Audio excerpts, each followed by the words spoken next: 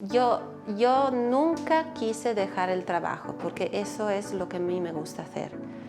Y yo, bueno, sí, pero mi mamá no quería. Cuando le decía que quería hacer astronomía, me decía, ¿pero para qué? ¿Pero por qué? ¿Y qué vas a hacer? En este disco esté rotando y en esta rotación se genera campo magnético, el cual ayuda a arrastrar material y que parte se cae dentro del agujero negro y parte se lanza en los chorros relativistas. Yo creo... Ay, Dios santo, no lo sé.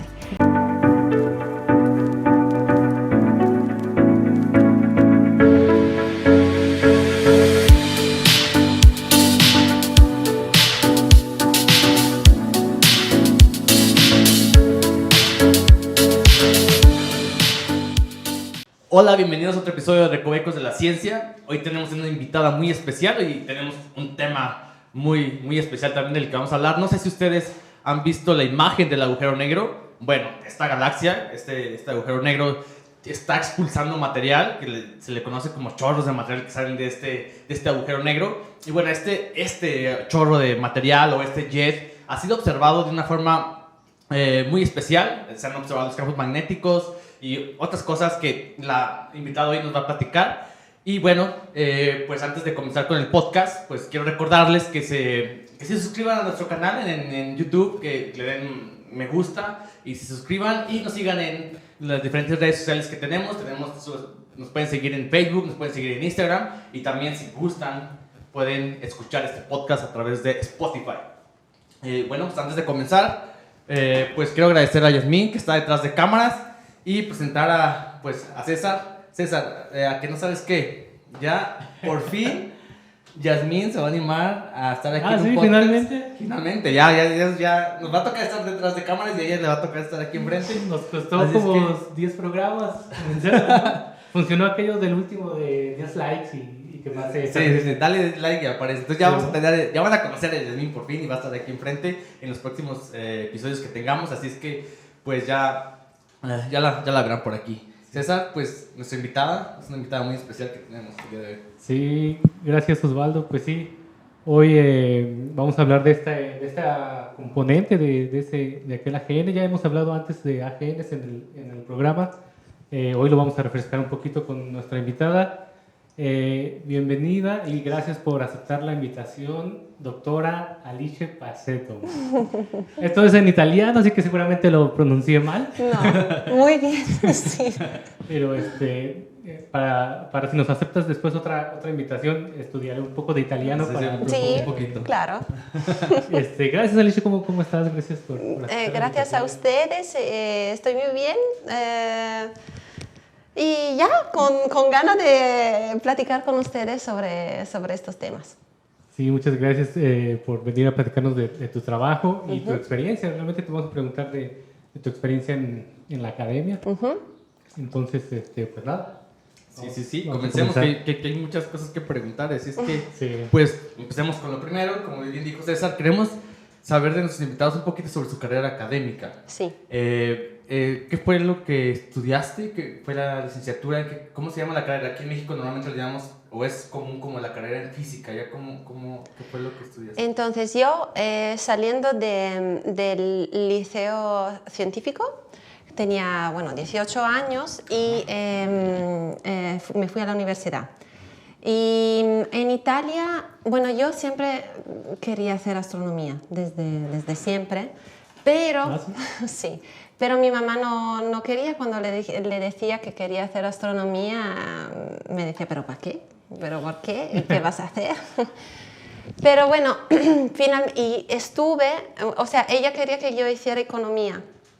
¿No? Economía, marketing. Pero nada, entonces yo estaba allí mirando economía, marketing, dónde puede ser. Y me tardé todo el verano porque las inscripciones eran en octubre y yo hasta septiembre no estaba inscrita en ninguna universidad.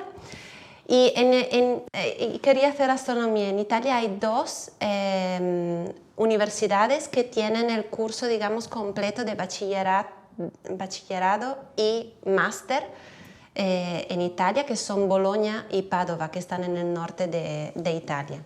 Y nada, finalmente un día le lloré a mi padre que no quiero hacer economía. Y ella me dijo, Alice, haz lo que sientes que quieres hacer. ¿Y qué quieres hacer? ¿Astronomía? Pues venga, astronomía. Entonces, pues ya, a final de septiembre, a lo último de los días posibles, pues me inscribí. Me fui a Bologna a hacer astronomía. Bueno, en Italia y en Europa hay las universidades tienen los primeros 3 años que son de bachillerato y luego 2 años de máster, la que sería la maestría. Son 5 años de la carrera y luego ya si quieres vas a hacer el doctorado.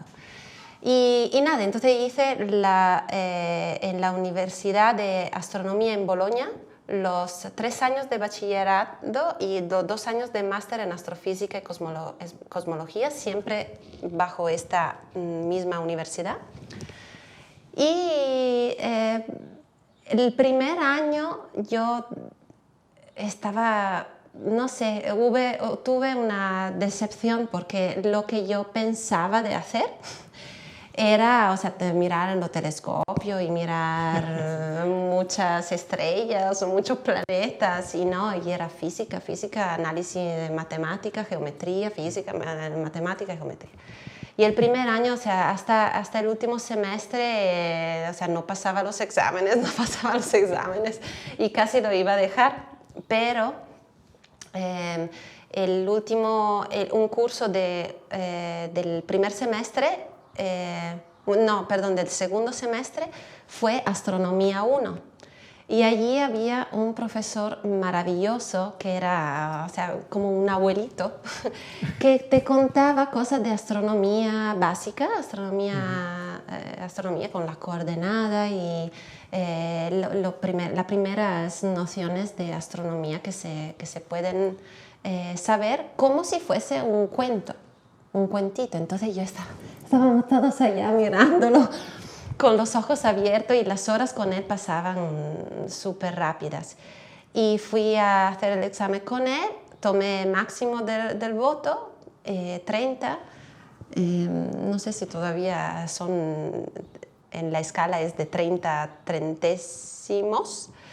Pero bueno, en aquel momento tomé el máximo y ya me animé y dije, no, bueno, entonces eso era para lo que yo vine aquí. Y ya conforme iba pasando el tiempo y luego ya también la matemática y la física conseguía pasar los exámenes y ya pues acabé la carrera y estuvo muy bien. Y fueron de verdad la mejor decisión que pude haber tomado. Y luego hice la tesis de maestría, la hice en el Centro Nacional de Investigación, CNR, en Bologna, que es, digamos, la parte de investigación donde está el Instituto de Radioastronomía, la parte, digamos, de investigación de las universidades. Ahí está el Instituto de Radioastronomía en Bologna. Y hice 4 meses o 5 de mi tesis observacional. Me fui a observar mi primera salida al observatorio en Effelsberg, al radiotelescopio de Effelsberg, que es el radiotelescopio más grande de Europa.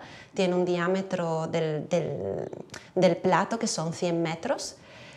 Y wow, cuando yo fui la primera vez allá, os lo juro, o sea, en mi visual no cabía ese tamaño de ingeniería, o sea, es estupendo, maravilloso.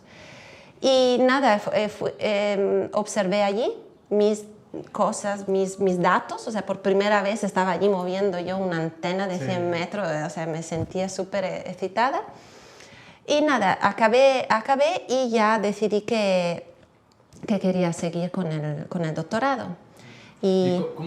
Para que te interrumpa, ¿cómo fue que elegiste un tema? Normalmente aquí en la licenciatura o en la maestría, a ver, primero, son 5 años. Los primeros 3 años que cursaste fueron como estos de profesionalización, o algo así. Los primeros 3 es como más básico, o sea, ¿no? hay toda la ciencia básica, ¿no? Entonces era geometría, análisis, física, cuántica, allí se ve como toda la física básica. Ajá. Ya y los luego últimos 2 años... eran más de especialidades.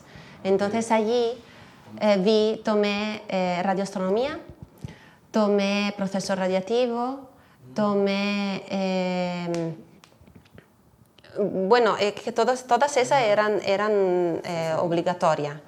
Pero bueno, entre los cursos, que ahora a ver si me acuerdo, tomé, bueno, varias cosas, pero lo que sí me impactó mucho y me llamó mucho la atención fue el curso de radioastronomía. Además, ese curso de radioastronomía lo daba, no sé si sigue dándolo, Loretta Gregorini, que es una profesora de la Universidad de Bolonia, que es súper respetada, es maravillosa. Es como mi mentor, fue mi mentor, y yo le tengo muchísima buena estima. Y no sé, como que hicimos un clic en las clases cuando iba luego a hablar con ella, como que le gustaba, y también en sus exámenes yo me acuerdo que llevé tenías que llevar algunos papers recientes y a platicar sobre un tema. Y yo llevé el método de lanzamiento de los jets de la torre magnética, que es básicamente es una torre magnética que se forma a la base del jet toroidal, como si fuese una dona, y allí adentro es como que es muy fuerte la energía, el campo magnético allí dentro, que ayuda en la colimación de los chorros relativistas a subir hacia el exterior. Y entonces, pues, entre toda la materia que tomé en la maestría, la de radioastronomía fue la que más me llamó la atención. Entonces, fui a hacer el examen con este investigador que se llama Karl-Heinz Mack, es alemán, pero vive desde muchos años ya en Bolonia, es investigador allí en el Instituto de Radioastronomía, y con él, luego finalmente, después de unos meses que estaba trabajando con él, a mí me gustaba mucho. Y luego le decía, pero su mujer es investigadora también y es del campo del óptico. Y allí en el óptico tienen siempre muchas imágenes tan bonitas, sí, con estrellas y galaxias súper bonitas. Entonces yo, pues no, con mi imagen radio, que para mí son maravillosas, pero, o sea, sí, se venden de manera diferente, ¿no? Al público, sí, como que el público está más acostumbrado a ver las fotos bonitas ópticas. Entonces le decía, pero no sé, o sea, no sé si seguir con el doctorado en la radioastronomía o irme al óptico. Y me dijo, mira, en el óptico son todos unos tiburones. Deja el óptico si quieres tener un ambiente más amigable. Esos son los radioastrónomos. Además, a mí me gustaba mucho saber de la ingeniería de los telescopios. También tocar y allí echar, no sé, como tocar cables, ¿no? Siempre me ha gustado. Y entonces me dijo, y además a ti que te gusta mucho también la manualidad, o sea, en los radiotelescopios sí, tiene ocasiones de ir a ver, tocar los receptores, mirar los cables. Entonces dije, ok. Y luego con la experiencia esa de Effensberg, que me fui al observatorio a tomar mis datos, pues allí dije, no, ya, radioastrónoma, radioastrónoma certificada. Y nada, acabé con la universidad en mi máster en Bolonia y luego decidí para el doctorado. Puse algunas solicitudes y luego propuse un proyecto junto con Karl-Heinz, mi asesor de tesis, y un investigador de Bonn, en Alemania, donde está el radiotelescopio de Effensberg, Alex Kraus, que luego fue mi director de tesis del doctorado. Y apliqué a Bonn, en el Max Planck de Bonn, en Alemania, y me aceptaron, y allí 4 años de lágrimas pero muy feliz también, porque de verdad fueron 4 años maravillosos en Bonn para mi doctorado, y allí de verdad enriquecedor, una experiencia maravillosa. Pero sí, me enseñó, o sea, me marcó bastante, y tuve un momento también de altibajo, que, ay Dios mío, cuánto estrés. Sí. Y eso hay que tenerlo en cuenta, hay que domarlo, pero así, o sea, así es en la vida, o sea, cuando una persona se tira al vacío en algo que no conoce, pues vas a tener momentos que dices, ay Dios santo, yo tengo mucho miedo aquí, ¿dónde voy? ¿Qué hago? Estaré haciendo la cosa justa, pero pues hay que tirarse y hay que controlarse. Por eso hago yoga también. Desde entonces hace yoga, ¿eh? Sí, Oye, no, ¿desde cuándo hago haces yoga? hago Haciendo un paréntesis yoga, acá. sí, abro paréntesis, Sí. que también hago yoga. Y sí, empecé con la yoga durante la universidad, durante mi máster, digamos. Y ya desde allí me acerqué a la yoga, pero no le daba mucha...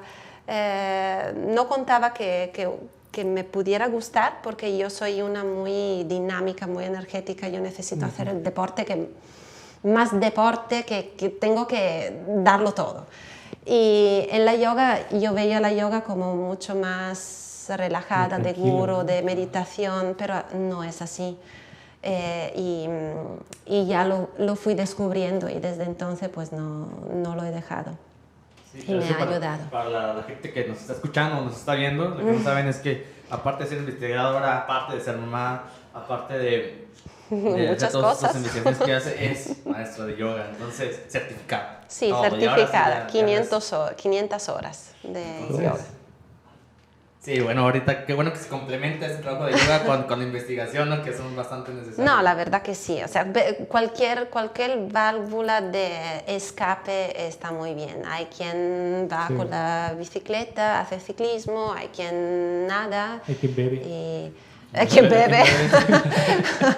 Poco recomendable, pero sí, porque a largo plazo pues a lo mejor algunos disturbios van a ocurrir, y pues la yoga es, entre otras cosas, yo también tengo mi válvula de escape en la yoga, no solo en la yoga, o sea, en otros deportes, pero sí, o sea, ayuda mucho. ¿Recuerdas cuál fue perdón, regresando al tema, Sí. ¿Recuerdas cuál fue la tesis que hiciste en el doctorado? ¿De qué trató? Sí, a ver, si quieres te la digo todas. Entonces, en el bachillerato fue una tesis era evolución estelar. Era, digamos, más una... Es que en los primeros 3 años la tesis es como una recopilación, no es de investigación, es como una recopilación de nociones que tienes, ¿no? Entonces, pues lo hice sobre formación estelar y la evolución de las estrellas, y eso, o sea, fue una tesis muy chiquita. La tesis del máster fue una observación de un campo, fue un survey que hicieron Karl-Heinz y colaboradores con el radiotelescopio de Effelsberg del Cosmos Field. Tomaron la misma área del Cosmos Field, la observaron en radio con Effelsberg, hicieron a 10 GHz y hicieron exposiciones muy varias y muy largas. Mi trabajo fue pues aparte de calibrar los datos, de poner todas esas exposiciones en stacking, se dice, o sea, como si fuese, imaginándote como si tú pusieras una encima de la otra las exposiciones de las imágenes para agarrar más sensitividad. Y digamos, perdón, espero no haber ha hecho ruido. Y mi parte de la observación fue una vez que tuve el mapa completo del campo de... Ok, volvemos, César, se nos acabaron las pilas del micrófono y tuvimos que volver a a conseguir. Pues tuvimos que conseguir unas pilas y luego volver aquí para continuar con esta plática. La gente no sabe, pero fuiste corriendo. Sí, lo más rápido que pude a la tienda a comprar las pilas para el Está micrófono. sudado, de hecho. Sí, la gente que está viendo YouTube me va a ver ahí un poquito sudado, pero ya estamos de vuelta. Bueno, gracias por la espera. Estamos hablando un poco sobre la tesis de doctorado. Sí. ¿De qué trató la tesis de doctorado? La tesis de doctorado fue también un survey de objetos. Allí fue donde, durante todo el trabajo de doctorado, fue donde yo me acerqué a lo que hago ahora, o sea, la polarización. Y durante la tesis de doctorado observé, seleccioné una muestra de fuentes desde unos survey radio muy bien conocido entre los radioastrónomos, que son survey NVSS y FIRST, que son survey que fueron observados con el VLA a baja frecuencia, y yo seleccioné todas las fuentes en esos catálogos que no tuvieran polarización a esas bajas frecuencias. Estamos hablando de 1.4 GHz. Entre esas empecé a hacer mis observaciones con Effensberg, el 100 metros en Bonn, a alta frecuencia, a 10 GHz. Eso porque quería buscar las fuentes que sí tenían polarización a 10 GHz. Eso es una señal, una indicación de que las fuentes son muy depolarizadas. Entonces, a baja frecuencia, pero sí tienen polarización a alta frecuencia, porque la depolarización es un efecto de la polarización que no es fuerte a las altas frecuencias. Como que las ondas electromagnéticas pueden escaparse de un medio, las ondas a más alta frecuencia pueden escaparse del medio que están atravesando, mientras las ondas largas pues como que rebotan, chocan y entonces pues se depolariza, la luz polarizada de un objeto cae la intensidad. Entonces por eso a la baja frecuencia se dice depolarizadas. Entonces, desde esa muestra, que no me acuerdo cuántas eran, muchísimas, observé y encontré polarización para una muestra de, no me acuerdo, 40, 50 fuentes, 40, ponemos 40 fuentes. Y desde eso le hice los números ya no me acuerdo, pero como orden de magnitud es 40 fuentes. Así como un astrónomo de ese orden. Sí, de ese orden. Y pasamos, o sea, eran como unas 400 fuentes y unas 40 eran de polarización a alta frecuencia en el radio. Y con esa muestra luego le hice el follow-up, se dice en palabras así técnicas. En el follow-up, o sea, las observé a varias longitudes de onda, 2 GHz, 4 GHz, 6, 8, 10, y también fui a los 12 GHz, que es el receptor de Effensberg que tiene más alta frecuencia. Bueno, no es verdad, pero bueno, es uno de alta frecuencia que está en Effensberg. Le estudié el espectro y le estudié la polarización y empecé a hacer algunos modelajes, algunos primeros modelajes para entender por qué, o sea, cuál es la naturaleza de esta depolarización. Aparte de estudiar la naturaleza de la depolarización, estudié también el rotation measure, la medida de rotación. Entonces, para explicar bien todo eso, necesito hacer un paso atrás. O sea, la luz que emite un objeto en radio es una luz de intensidad total, pero en el radio el sincrotrón tiene esa característica de ser polarizada. Entonces, la polarización se puede estudiar a través de esos dos fenómenos, rotación de Faraday y la depolarización. Esos dos estudios te dan información sobre la característica del medio que la misma luz radio está atravesando. Por decir unas es campo magnético y densidad electrónica. Ok, entonces el rotation measure, la medida de rotación las he estudiado utilizando, analizando el ángulo de polarización, cómo varía en frecuencia o en longitudes de onda.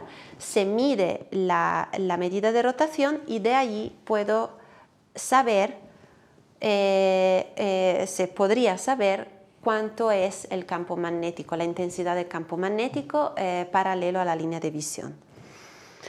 Con la depolarización hay varios modelos que pueden explicar el tipo de caída desde la alta frecuencia a la baja frecuencia, y hay, digamos, dos grandes familias, son depolarización por externa o depolarización interna. La depolarización externa es que aquí tengo mi AGN con su jet, ¿ok? Y entre el jet sale, el jet es el emisor de la radiación radio, y por aquí tengo nubecita, bueno, digamos así, ¿no? Para no que caiga el agua. Entre el jet y el observador tengo algunas nubecitas. La radiación pasa esas nubecitas y se depolariza hacia llegar al observador. Y esa es la depolarización externa. Entonces, eso tiene un cierto comportamiento, un modelo que lo describe, y pues si este tipo de caída sigue ese tipo de modelo, pues es de esa, digamos, tipo de familia externa. Si es interna, significa que el jet mismo, el chorro mismo, tiene una mezcla de electrones no térmicos, o sea, son los electrones que son responsables de la emisión de sincrotrón, pero también dentro del chorro hay presencia de electrones no térmicos. Los electrones no térmicos son los que causan el cambio en el ángulo de la polarización y de la intensidad de polarización. Entonces, cuando estamos hablando de una depolarización interna, significa que la fuente emisora misma, emisora de la emisión radio, emite y rota también, y entonces ella misma se depolariza. Entonces, pues por eso se puede estudiar las características del medio mismo del jet, del chorro, y no de las nubes que interfieren entre el objeto de estudio y el observador. Entonces, yo hice un primer estudio. Entonces, toda mi tesis de doctorado era el estudio del ambiente alrededor de los AGN a través de la polarización. Y en el específico, pues hice modelaje de la depolarización, tanto con observaciones de Effensberg, y también, que fue, digamos, la parte más interesante, que me dio más información, añadiéndole datos siempre en radio con el VLA. Entonces yo observé tanto con el single dish cuanto con interferometría con el VLA. Y el VLA lo bueno que tiene es que tiene receptores que tienen pueden recolectar información radio en un ancho de banda muy grande. Entonces, cuando yo luego calibro los datos y construyo el espectro radio, tengo muy bien sampleado el rango de observaciones. Entonces yo tenía el espectro radio desde banda L, o sea, desde 1 GHz hasta los 12 GHz, muy cubierto, todo cubierto de puntos. Entonces yo podía ver muy bien la variación de los parámetros de polarización dentro de la frecuencia, y entonces podía, por supuesto, definir mejor los modelos que estaban describiendo esos efectos de depolarización y de medida de rotación. Y se concluyó que esos objetos eran a alto redshift, tenían una depolarización externa por la mayoría, pero por el tamaño de la resolución espacial a la que yo estaba observando, o sea, por la resolución de mis observaciones, yo estaba restringida a que todos los cambios de la polarización que estaba ocurriendo eran de 5 kiloparsec para adentro. Entonces, propio eran medio turbulento o nubes que estaban rodeando y alterando la polarización dentro de los 5 kiloparsec. Entonces estamos hablando de Near Line Region para adentro. Entonces esta fue mi trabajo de tesis y me dio, digamos, la base para poder luego hacer lo que estoy haciendo ahora en el instituto, que es el estudio de los chorros relativistas a través de la polarización. Entonces, estudiar el campo magnético de los chorros relativistas, y a través también de la polarización se puede estudiar la naturaleza de los AGN mismos, si son jóvenes, si son en una fase primordial de su vida o no, y etcétera. Antes de llegar a esta parte de que ahora estás en el instituto, sí. Acabas el doctorado y después hiciste algún postdoc. Sí, lo hice aquí. O sea, yo apliqué también en Estados Unidos y aquí, y luego me vine aquí finalmente con Susana, con un postdoc de CONACYT. El primer postdoc fue de 6 meses y trabajé en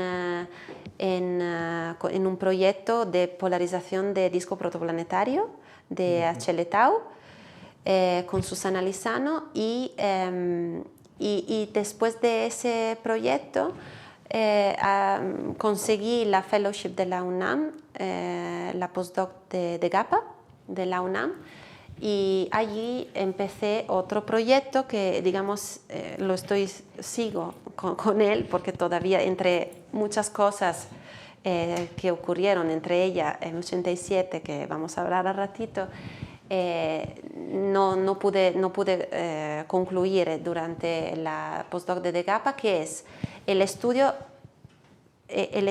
de una muestra muy concreta de objetos. Esos objetos se llaman Compact Symmetric Objects, son objetos simétricos compactos, y esos tienen esta característica, o sea, tienen las características, la naturaleza de estos objetos todavía no se sabe cuál es, entre las dos, si son fuentes AGN jóvenes o fuentes AGN embebidas en un medio muy, muy denso. Entonces, estas fuentes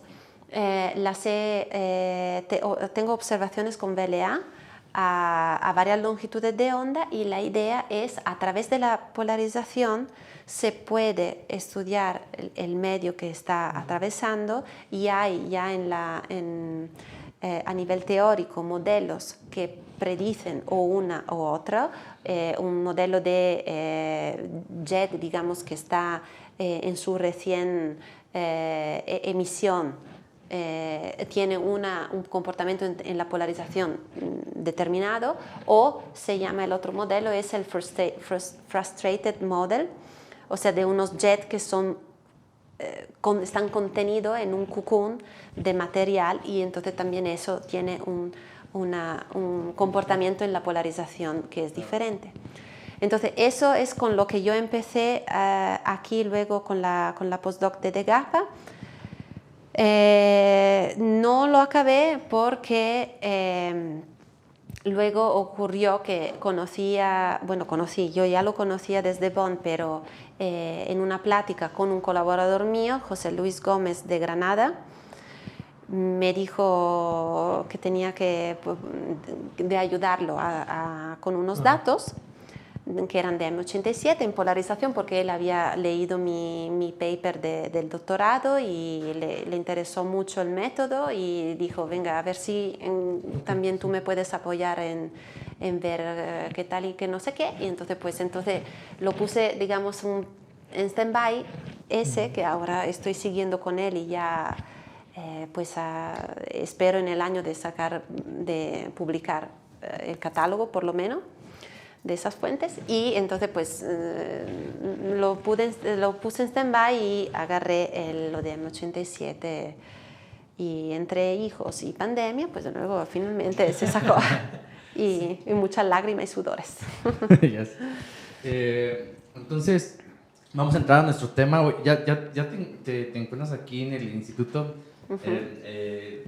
Aquí la investigadora presente, ella es investigadora del Instituto de Astronomía y Astrofísica de la UNAM, Campus Morelia. Y ya te encuentras aquí ahora, ¿sigues algún postdoc? ¿Ya estás como investigadora? Soy investigadora, soy catedrática con CONACYT, o como ahora se llama, Investigadoras y Investigadores por México. Y es un proyecto de CONACYT a largo plazo, y mi proyecto, los proyectos, no sé si todavía sigue así de los 10 años, pero el proyecto, cuando yo firmé el contrato, tenía que planificar un proyecto a 10 años. Y sí, entonces yo de momento soy cátedra CONACYT. Cátedra CONACYT. Ok. Entonces ya estando aquí fue cuando ahorita acabas de comentar y tocaste el tema de M87, sí. Y justo es el tema principal de los trabajos que has realizado, los que queremos hablar sobre todo en este podcast. M87 han mencionado diferentes AGNs, pero antes de hablar sobre este JED y esto de M87, me gustaría que si nos pudieras hablar un poquito sobre qué son los AGNs. Sé que los has mencionado, pero igual para que nos quede un poquito más claro, ¿qué son esos AGNs? Entonces, los AGN son, la palabra en inglés es Active Galactic Nuclei, son galaxias activas. ¿Por qué galaxias activas? Porque las galaxias, este tipo de galaxia está expulsando muchísima más energía de la que una galaxia con sus estrellas pudiera producir. Entonces, eso es porque son diferentes a las demás. Se han preguntado por qué tienen tanta energía, y a lo largo de los años se pudo, bueno, y ahora ver realmente que en el centro de estas galaxias activas alberga un agujero negro que es supermasivo, o sea que es esta estrella colapsada en sí misma que está tragando material, y en su alimentación pues de vez en cuando expulsa material que es a través de estos chorros. Entonces los AGN es como una gran familia. Luego dentro de los AGN hay como muchos tipos de hijitos, tienen muchos nombres a segunda de característica, de línea de visión, espectrales, que hay para aburrirse, pero lo que sí es importante saber es que los AGN tienen unos constituentes, o sea, tienen como zonas que digamos están bien determinadas. Está el agujero negro en el centro. Está un disco de acreción, donde ese es un disco, es como un plato donde allí está rodeando la comida del agujero negro y de vez en cuando cae, un poquito material cae en el agujero negro. Alrededor, desde ese sistema de disco de acreción y agujero negro, salen en la posición, digamos en dirección polar, arriba y abajo, salen estos chorros relativistas, que son este material que el agujero negro no puede tragarse por completo, pues lo expulsa, gracias, lo expulsa hacia afuera. Y eso es muy importante para generar este sistema de disco y agujero negro, y el campo magnético son las llaves para generar un jet. Luego, después alrededor del disco de acreción hay un toro de polvo, que es, digamos, otro material que está alrededor y que despacito cae hacia la parte interior. Y luego hay nubecitas a lo largo del chorro relativista, hay nubecitas que son la zona de líneas anchas, y más lejos hay zona de líneas angostas, que esos son por parámetros en el óptico de espectroscopía en el óptico, que como se explica en la palabra, tienen en el espectro líneas anchas o líneas angostas. Y bueno, entonces, para formar un jet es muy importante que en este disco esté rotando, y en esta rotación se genera campo magnético, el cual ayuda a arrastrar material, y que parte se cae dentro del agujero negro y parte se lanza en los chorros relativistas. Y para que también el chorro sea colimado, ¿cómo sería la palabra en español? Bueno, contenido en una forma cónica, tiene que también desarrollarse y mantenerse un campo magnético para que canalice ese material hacia el exterior. ¿En qué, bueno, ya que estamos ya entrando un poco a esta parte de los jets, ¿en qué zona se genera el jet? ¿Es justo sobre el agujero negro? Pues se genera muy cerca del agujero negro. El agujero negro se llama ergosphere, es una zona donde allí se piensa que se genera el jet. Es una zona donde la línea, digamos, del campo magnético ayudan a arrastrar, y es justo en la parte, digamos, al perímetro del agujero negro, pero también se puede generar un poquito más distante, pero está muy muy cerca del agujero negro mismo. También hay vientos que se generan a la base del disco de acreción, cerca del agujero negro, pero en el disco de acreción. Entonces hay estas dos teorías, que o el lanzamiento empieza desde cerca del agujero negro, pero desde el disco, o desde la ergosphere del agujero negro, entonces que haga, digamos, así.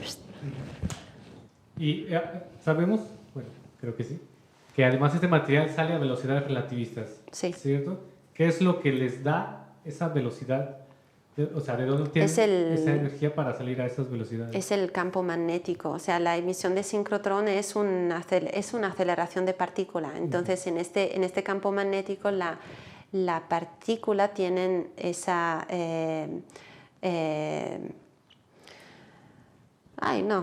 porque las partículas mismas tienen velocidad relativista, y supongo que es una combinación de campo magnético y de la naturaleza de los electrones mismos, sí. Okay. en esa zona donde la física pues es tan extrema.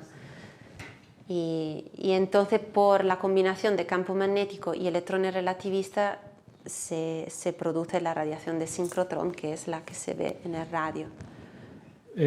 Pero, por ejemplo, a lo largo luego del jet, el electrón no está viajando siempre a la velocidad relativista.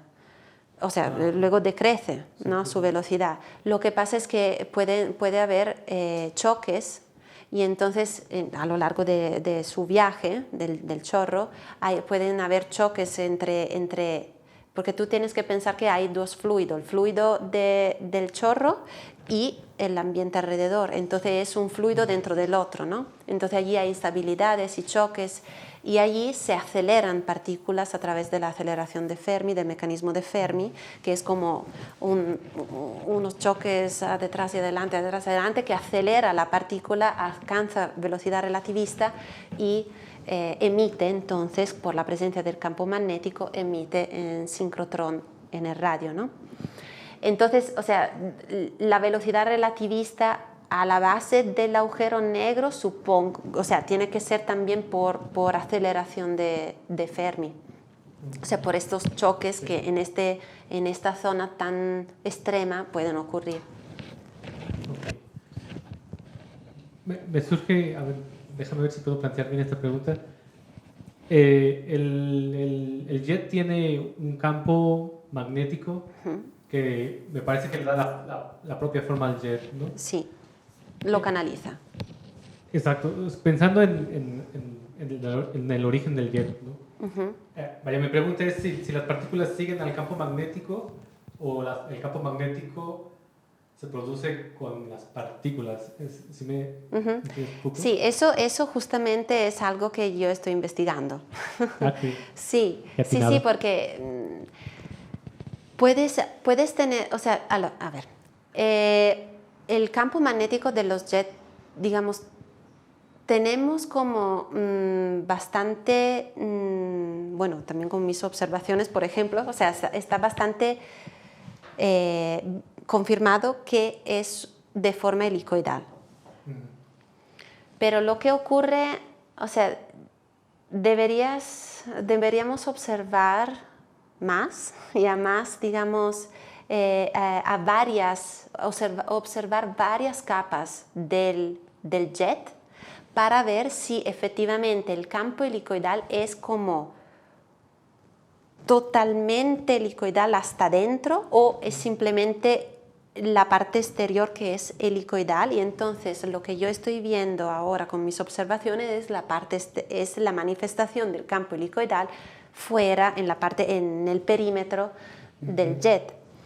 Puede ser, pero sin embargo puede ser que dentro del jet mismo los electrones se han disparado en línea recta y que también el campo magnético dentro pueda viajar libremente en una configuración poloidal, o sea, lineal.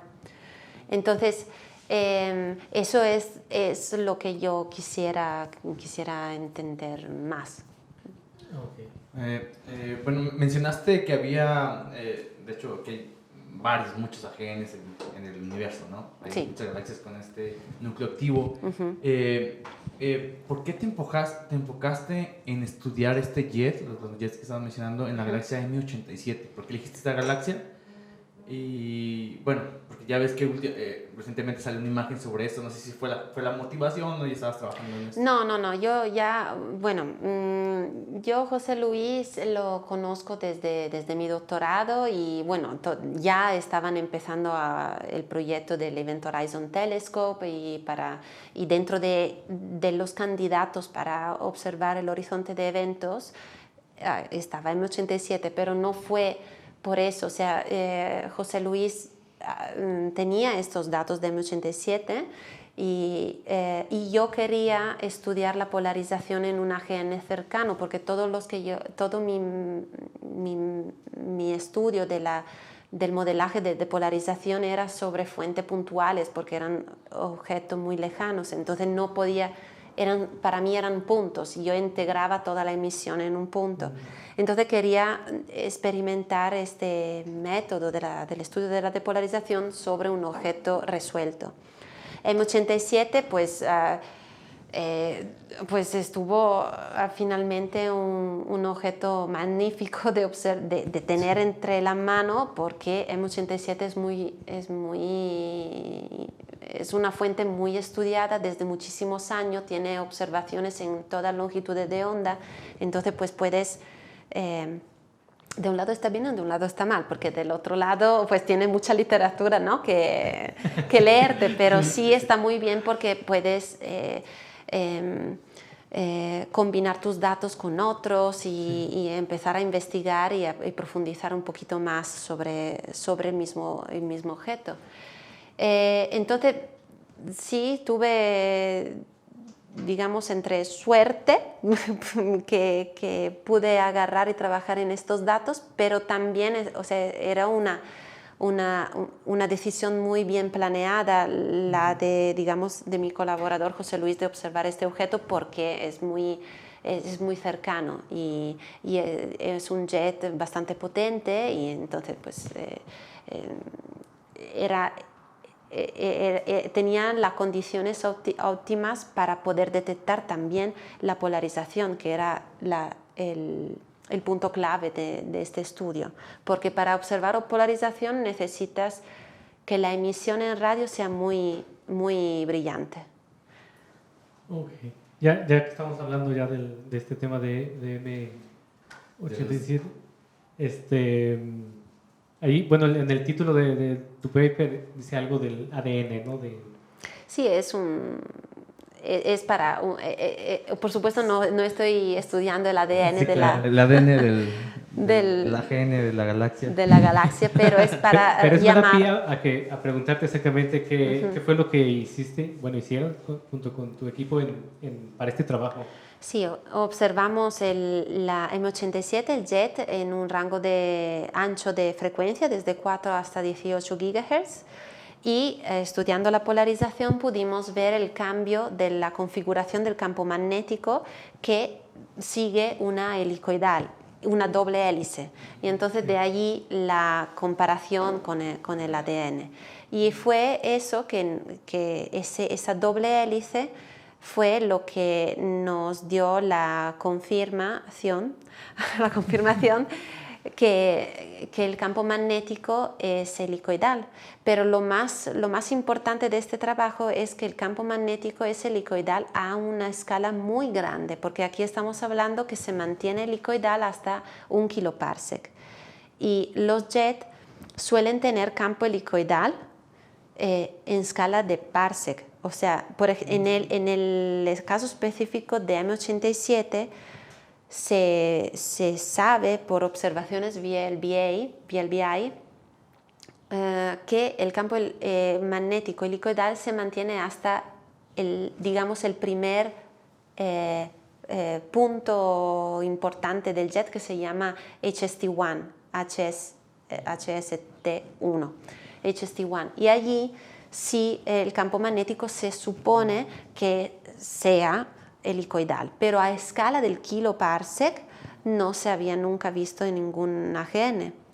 Entonces lo que ocurre en M87, la visión que nosotros estamos proponiendo es que en el jet hay una sinergia entre el campo magnético helicoidal y instabilidades de Kelvin-Helmholtz que se producen a la base del jet, y hay como una mutua alimentación entre las dos componentes que hacen sí que el campo magnético se mantenga visible helicoidal hasta esa grande escala, porque a esas escalas los campos magnéticos suelen ser poloidal, o sea, ellos fluyen hacia el exterior y además están como muy caóticos porque hay muchos choques y mucha interacción con el medio. Entonces, esta estructura helicoidal ya se había observado pues a pequeñas escalas. Sí, sí, con VLBI sí. Digamos que las observaciones VLBI son muy, muy difíciles. La polarización es muy difícil de obtener porque necesitas mucha emisión. Cuando tienes mucha emisión, las veces que tienes un objeto con mucha emisión con VLBI, lo que te falta es la resolución transversal en el jet. Lo que sí se vio es que hay como polarización que cambia y parece dar signos de un campo magnético helicoidal, pero no tienes toda el mapa del comportamiento del campo magnético transversalmente. O sea, tú no ves nunca en ningún mapa de VLBI, es muy difícil obtenerlo porque es muy complicado observar en polarización porque la polarización es muy débil. Entonces no tienes ese movimiento sinusoidal, ¿no? del campo magnético a escala tan pequeña. Entonces la teoría y las observaciones que hasta ahora se hicieron de VLBI apoyan esa configuración helicoidal. Pero digamos que un jet a escala VLBI helicoidal completamente, no, hay un par de trabajos buenos que son de José Luis Gómez y de Ovata, Tavlik y Ovata, de 2016 y 18 creo, si no me acuerdo mal, que sí hay unas buenas observaciones de dos objetos que sí ven un cambio en la dirección del campo magnético y eso es una indicación de campo helicoidal. Okay. Entonces, en este trabajo que realizaste junto con tus colaboradores, ¿es la primera vez que se observa esta forma helicoidal, sobre todo a esta escala tan grandes? A esta escala tan grande la primera vez. Oh. Pues felicidades. Gracias. Sí, muchas felicidades. Me supongo que podemos echar un vistazo a este artículo porque con todos los conceptos que nos has mencionado, con esta medida de rotación, puedes sacar propiedades de la dirección, imagino, en la que está rotando el jet y las propiedades del material. Supongo, exactamente, ¿no? sí, porque la medida de rotación, una de las propiedades importantes, digamos más llamativa, es el signo. Más o menos, o sea, más rotation measure o menos rotation measure te indica la dirección de la línea del campo magnético. Si es positivo, la línea del campo están apuntando hacia el observador. Si es negativo, la línea del campo están apuntando a lo lejos, en dirección opuesta. Entonces, lo que yo pude obtener con los datos es un mapa del rotation measure, de esta medida de rotación, entonces con su signo positivo y negativo. Entonces, en el mapa se puede ver que hay un cambio de positivo a negativo, entonces está rotando, ¿no? El campo. Entonces, a través del estudio de la depolarización y de rotation measure le pude dar la visión 3D del jet. Okay. Me imagino, y si hicieron una comparación, ¿no?, con la imagen del agujero negro, si coincidía con la rotación, ¿no? Sí, en el último paper del agujero negro hicieron polarización y ellos predicen campo magnético helicoidal. Bueno, una depolarización y depolarización interna, y eso es lo que también nosotros encontramos a gran escala. Okay. Oye, creo que se nos está acabando el tiempo. Sí, se nos está acabando el tiempo y hay muchas... Aún nos quedan cosas acá. Muchas que preguntar. Esperemos que... Vamos a hacerlas... A cerrar. Vamos a comenzar a cerrar el podcast porque nos queda otra vez poca batería, pero esta vez en el micrófono, siendo en las cámaras. Pero bueno, pues invitamos a la gente a entrar a ver este artículo, pero también tienes algunas pláticas que has dado sobre ese tema. Pueden ver este podcast, pueden dejar comentarios y si en los comentarios hay preguntas, podemos mandártela, o bien si puedes invitarte de nuevo para que expliques más detalle esta parte. Vale. Pero bueno, ahorita pasamos al tema de queremos tocar esta faceta porque eres mamá, pero también haces investigación. Sí. Entonces nosotros que somos estudiantes en el instituto, pues vemos que es complicado llevar a cabo la investigación. Ahora, siendo mamá, que también son otras responsabilidades, pues me imagino que es algo difícil, ¿no? Sí. Y queremos preguntarte tu experiencia. Sí, no, estuvo muy difícil. Yo cuando tuve mi primer hijo pensé que no iba a cambiar nada y que mi hijo me iba a seguir en cualquier sitio donde yo iba y yo hacía mis cosas y él al lado. Y no, en el momento cero que nació no fue así. Y pues se me fue el mundo encima porque de verdad estuvo, o sea, nadie te lo dice, es difícil. Y bueno, los niños, por supuesto, son mi vida, pero tu vida cambia completamente. Todo lo que había antes no está, hay algo diferente. Y eso hay que mentalizarlo y aceptarlo porque pues así es. Y la investigación, por supuesto, no podía ya trabajar las miles de horas que trabajé hasta tener hijos.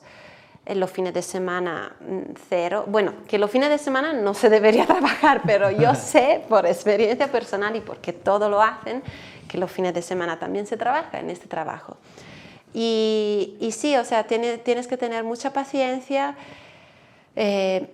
mentalizar que tienes que hacer lo que puedes con el tiempo que tienes, y lo que vas aprendiendo es a optimizar las horas que tienes de trabajo. Yo, si antes estaba desde las 9 hasta las 8 de la noche en el instituto non-stop y estaba allí, ahora tengo que concentrar toda mi concentración, concentrarla en las 4 o 5 horas de la mañana, porque además yo tengo niño muy pequeño ahora y en la tarde pues es muy difícil poder trabajar. Cuando puedo, pues trabajo un par de horas, pero hago cosas que no requieran mucha concentración.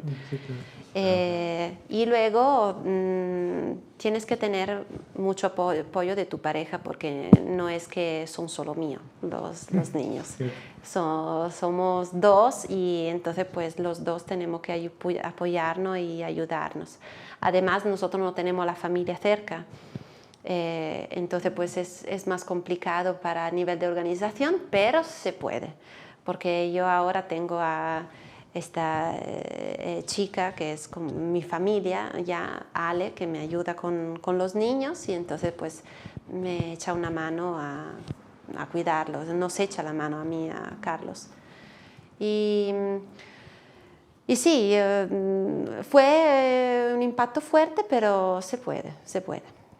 Claro. Nunca llegaste a un momento donde decir, híjole, estoy contra la pared, no sé, el trabajo se convierte muy difícil, o siempre, o Yo de no alguna quise- u otra forma siempre lo sobrellevaste?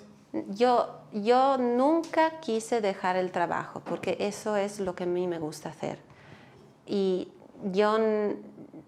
bueno, yo quisiera que todas las mujeres no dejaran el trabajo, pero entiendo que no es fácil, y siempre, muy a menudo son las mujeres que dejan el trabajo, y eso no está bien. O sea, eso es un problema que también es un problema de la sociedad, que no está realmente apoyando las parejas que tienen hijos.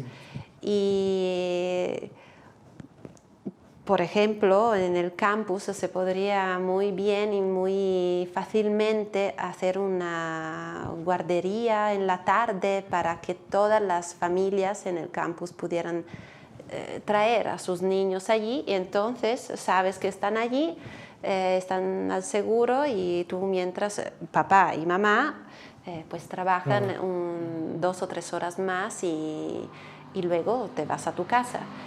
Eso solo en pocas instituciones se hace. En pocos países apoyan realmente las familias, como los países nórdicos de Europa, donde la maternidad y la paternidad es obligatoria para los dos y al mismo tiempo. Además, porque es muy importante también que los padres sepan cuidar de los niños, y eso se aprende en los primeros días, meses de que el niño es pequeño. Porque sí, o sea, a mí a nosotros, a mí, a Carlos, nadie nos ha enseñado cómo cambiar pañales, dar biberones, y luego también la lactancia fue horrible, y también eso lo dejé muy pronto, y estoy muy feliz de eso. Y a las mujeres jóvenes, chicas que van a tener hijos, den biberón.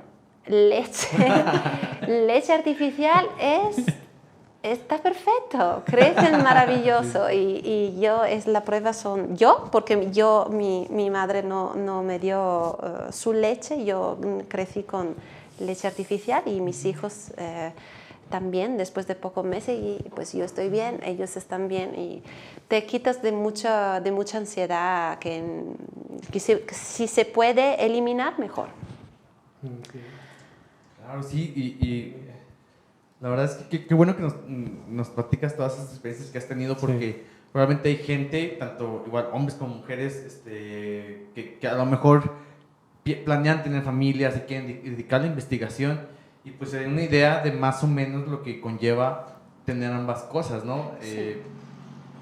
Que a lo mejor, no sé, me imagino que es más difícil hacer esto si estás haciendo un doctorado.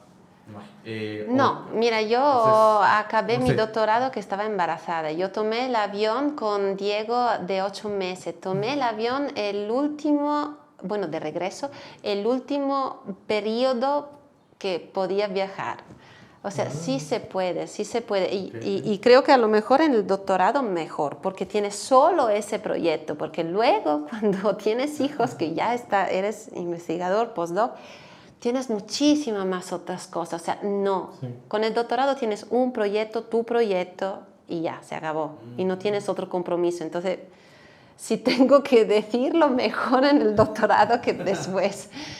Pero eso, de todas formas, o sea, cualquier sea el trabajo, es de verdad un juego sobre todo de dos, o sea, de la pareja. Y la pareja se tiene que comprometer en cuidar de sus hijos. Uh-huh. Y sí, se reduce la productividad, porque yo no estoy produciendo al ritmo que producía antes, pero he aprendido a optimizar mi tiempo y además a llevar adelante cosas más importantes. A lo mejor antes tenía un proyectito así X y lo hacía, pero ahora a lo mejor le digo pues no, porque quiero hacer algo más consistente, que sea más valioso para la comunidad científica. Entonces pues hay que saberse organizar, pero aquí y en cualquier otro trabajo. Sí. Pues, nuevamente felicidades, Alicia. La verdad, yo he visto que haces una gran labor académica y también como mamá. Te he visto de pronto ahí corriendo por los pasillos, sí, tratando de aprovechar al tiempo al máximo. O sea, ahora nos lo cuentas y realmente yo no lo veo fácil desde acá. Entonces, pues mi admiración para ti y gracias. Para todas las mujeres que trabajan y son mamás responsables al mismo tiempo. Sí, pues, sí, muchísimas felicidades. Y pues bueno. Pregunta flash. Las preguntas flash. Y vamos a cerrar el podcast y como ya está haciendo 2 minutos que nos quedan. Últimamente ya estamos haciendo esas preguntas para cerrar el podcast. Y pues bueno, son como 5 preguntitas nada más. ¿5? Nada más. Entonces, bueno, déjame. Esta sección la llamamos las recopreguntas. Entonces vamos a hacer las recopreguntas. Y la primera pregunta es, de las preguntas abiertas que hay en la ciencia, por ejemplo, ¿qué es la materia oscura? Si hay vida en otros planetas, cualquiera de esas, ¿de cuál te gustaría saber la respuesta y por qué? Yo creo... Ay, Dios santo, no lo sé. No, lo primero que me vino a la mente, te contesto. Sí, yo creo que sí me gustaría saber, confirma, de señales de vida en el universo. O sea, sí me imagino que sí haya, pero me gustaría que se pudiera confirmar. ¿Por qué? Pues porque así somos, o sea, que queremos saber hacia dónde va este universo y que no estamos solos, o sea, que no somos los únicos. Sí. Y sí, aunque sea imposible vernos, pero saber que allí hay alguien más, pues me llena como de un senso de unidad, de unión. Sí. Cualquier tipo de vida inteligente también tonta, sí. No, bueno, si fuese inteligente mejor, o sea, estaría como súper guay saber que hay otros seres inteligentes como algunos de nosotros, pero no, también, o sea, cualquier tipo de forma de vida, o sea, sí, okay. Que se pudiese desarrollar en un futuro, sí. Buena respuesta. Palomita. Palomita. La primera, venga. Ok, la segunda, a ver. De todos los científicos y científicas en general, no solo astrónomos, ¿no? ¿Con quién te gustaría, ya sea que viva o ya haya muerto, con quién te gustaría pasar una tarde, no sé, en una comida o tomando una cerveza, un café, algo así por el estilo? ¿Con quién de...? También aquí hay mucho nombre, pero el primero que me vino a la mente es Margherita Hack. Y es una científica italiana que se dedicó mucho a la divulgación y fue, digamos, de la primera que yo me apasioné, por la que me apasioné de la astronomía. Y entonces pues ella me gustaría, pero o sea, hay muchos, pero sí, ella. Ok. La siguiente pregunta es, ¿eres investigadora, eres astrofísica, astrónoma en general, digámoslo? ¿Tienes telescopio? No. ¿Y por qué? ¿Y por qué? Porque, no lo sé, porque yo soy una de las, creo, quizás pocas astrónomas que no tiene telescopio, no sé ni apuntar. Si me das un telescopio, no sé. Yo miro y no sé. Sí. Pero sí, por supuesto, puse el ojo dentro el ocular de un telescopio así amatorial, porque mi tío sí lo tiene, lo sigue teniendo. Y gracias a él, pues también, o sea, yo tengo como muchas personas que me acercaron a la astronomía. Y una de ellas es mi tío, y con él, pues por la noche me iba a su casa y él sacaba el telescopio, apuntaba y yo miraba con él y él me contaba, porque él, junto con mi papá, tiene mucha afición a la astronomía, le gusta mucho. Entonces, pues no sé, nunca lo tuve, pero no, espera, ahora sí lo tengo, no, sí, es chiquitísimo, no se puede ver nada, pero nada, es como, lo compré para Diego. En Costco había una oferta allí de un telescopio y un microscopio de National Geographic, pero es un telescopio, o sea, como un binóculo de Galileo, no sé, se ve la luna, lo único que puedes ver es la luna un poquito más grande. Y entonces, pues, puedo decir que no tengo. Ahora ya. Ok. Bueno, la otra pregunta que te queremos hacer, eso sí ya es igual, a ver si recuerdas su nombre, porque a veces no lo tenemos aquí fresco, pero a veces nos preguntan, hay gente que le interesa mucho la ciencia, pero igual no quiere a veces como meterse tanto en fórmulas ni nada, sino buscar un libro de divulgación. De casualidad, ¿recuerdas alguno que digas, yo leí este libro y me encantó y se lo recomiendo? Mira, esa es otra cosa que yo soy muy atípica. Yo no he leído libros de divulgación hasta muy tarde. Pero bueno, luego como nombres así buenos, pues te lo puedo aconsejar. Pero sí, o sea, yo no es verdad. Mira, es que no es verdad.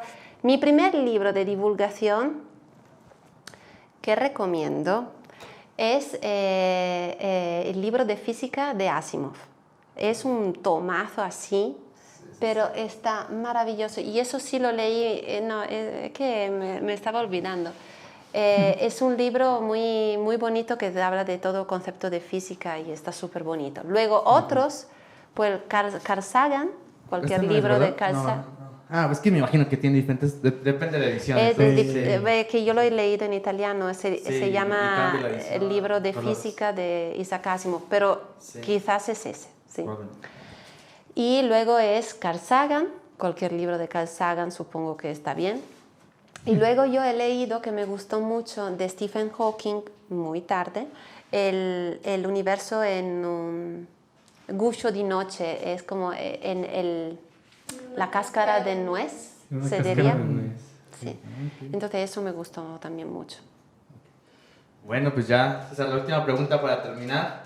Y ya lo mencionaste, pero nos gustaría saber que desde niña te gustaba la astronomía, pero ¿recuerdas qué fue lo que detonó? ¿Viste un programa? ¿Viste algún documental? ¿Te llevaron al museo? ¿Volteaste al cielo? ¿Qué fue? ¿De pura casualidad recuerdas? ¿En qué momento dijiste? Una noche estaba con mi padre, yo vivía en el campo, tengo una finca, mi familia tiene una finca y yo vivía allá, entonces pues una noche salí fuera con mi papá porque teníamos un perro, entonces pues salimos fuera Y estaba con él y la noche tenía la luna, estaba en la luna allí maravillosa y pues subí era muy pequeña, subí la mirada al cielo y le pregunté de qué era y qué era la luna y me dijo que era pues un satélite y yo le decía que brilla y él me dijo que no brilla, que refleja la luz y yo esa cosa no la entendía muy bien. Y entonces de allí empezó todo y me acuerdo que cuando ustedes ya nacieron con internet ya a la mano, pero yo no, yo lo vi nacer internet y cuando llegó a mi casa, la primera cosa que luego mi papá me llamó y me dijo, Alicia, ¿qué quieres ver? Que tenemos internet. Eso que se cargaban las cosas rayita con rayita. Sí. Y entonces le dije la luna. Entonces me acuerdo que me acuerdo que era una foto de la NASA, de la luna, y tardó como 15 minutos en cargarse o algo así, pero yo estaba allí emocionadísima viendo cada rayita y luego allí estaba mi luna.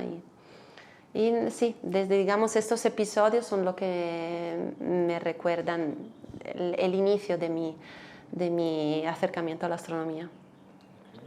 Muy bien. Pues gracias. Gracias por compartirnos esto. Y pues César, nos vamos.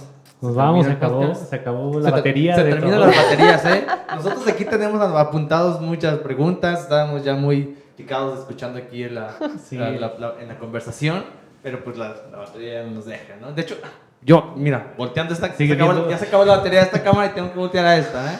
Entonces, pero ojalá después, en los comentarios, después trabajamos hablamos sobre otros trabajos que estés realizando y pues nada, agradecerte por estar aquí en este podcast. Gracias a ustedes. Gracias, Alicia, por aceptar nuestra invitación y venirnos a platicar un poco de tu trabajo y de tu vida personal también. Sí, gracias por el tiempo. Y pues bueno, nos despedimos y le decimos invitamos a la gente que nos siga aquí en nuestras redes sociales, en YouTube, que se suscriban y le den me gusta. También que nos sigan en Facebook, que nos sigan en Instagram y que escuchen este podcast en Spotify también. Agradecemos también a Yasmín, que está detrás de cámaras, pero ya va a estar por aquí presente en los siguientes podcasts. Entonces, pues nada, gracias y nos vemos la próxima. Gracias.